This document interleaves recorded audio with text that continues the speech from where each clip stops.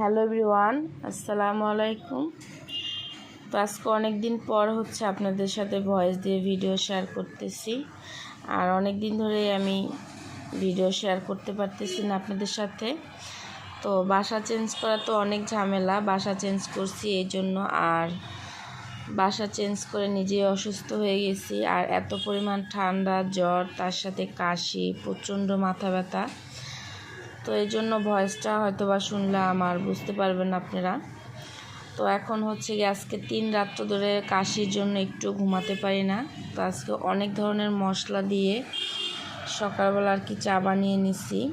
তো এখানে এলাচি, লবঙ্গ, গোলমরিচ, তারপর তেজপাতা, তারপর আরও কী যেন মশলা, এটা দিয়ে এখন চা বানিয়েছি। তো ওষুধ তো খেতে আসি, কিছুই বুঝতেছি না।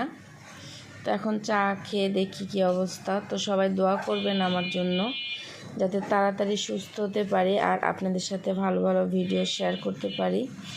ভালো থাকবেন সবাই, আল্লাহ হাফেজ।